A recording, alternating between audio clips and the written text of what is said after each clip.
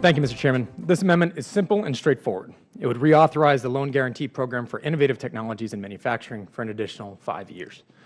First authorized in the America Competes Reauthorization Act of 2010, this program provides small and medium-sized manufacturers with the resources they need to retool or expand their manufacturing facilities in order to remain competitive. Unfortunately, manufacturers in Massachusetts and across this country are facing a number of issues, including access to capital.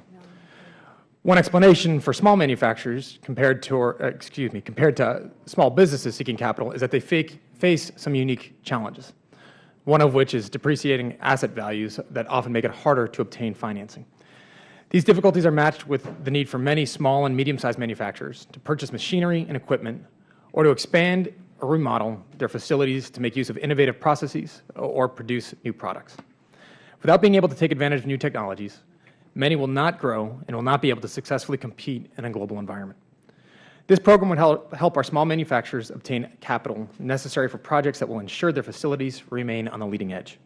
We need to provide our small manufacturers with the opportunity to grow and thrive. Providing loan guarantees is a small but important step to that goal.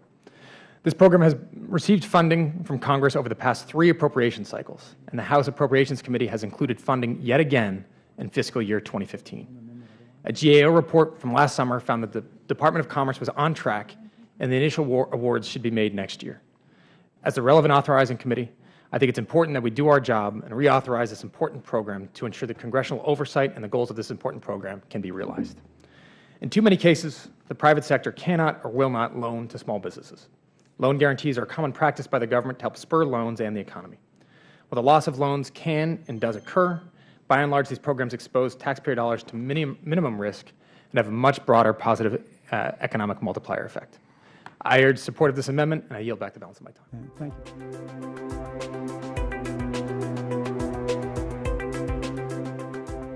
Thank you, Mr. Chairman. Maintaining and strengthening our manufacturing base is essential to putting this country back on solid economic footing and ensuring that we will be competitive in the global economy of the future. We must focus on creating the best conditions for American businesses to manufacture their products, innovate, and create jobs right here in the United States, and to sell those products and services to the rest of the world. According to the Bureau of Economic Analysis, for every $1 spent in manufacturing, another $1.32 is added to the economy. It's one of the highest multiplier effects of any sector of our economy. Manufacturing jobs are also good-paying jobs. According to the National Association of Manufacturers in my home state of Massachusetts, the average annual compensation in manufacturing was over $90,000 in 2012. Last fall, the Research and Technology Subcommittee held a hearing on, quote, examining the federal advanced manufacturing programs. Witnesses from Stanford University and the University of Michigan, in addition to the Brookings Institution, each testified about the importance of federal support for manufacturing, including the idea of an innovation voucher program. The goal of my amendment is simple: helping small and medium-sized manufacturers continue to innovate and succeed. The amendment would establish an innovation voucher pilot program within the Department of Commerce to provide small and medium-sized manufacturers with vouchers to require R&D or innovation expertise. This would include developing important partnerships with eligible research institutions, including universities and national labs. This program is meant to enable our small manufacturers to be more competitive by allowing businesses to access technical expertise that they would not otherwise have. Innovation vouchers foster the transfer of innovative knowledge between the research community and the private sector. These partnerships and the exchange of information benefit both industry and scientific advancement. Importantly, this program would provide much-needed access to capital for small businesses, even in small amounts. Each voucher could be no more than $20,000. Programs similar to this have already had incredible success in other countries.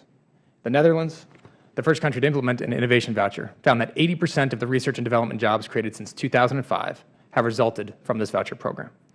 Here in the United States, we have also begun to make use of innovation vouchers at the state level.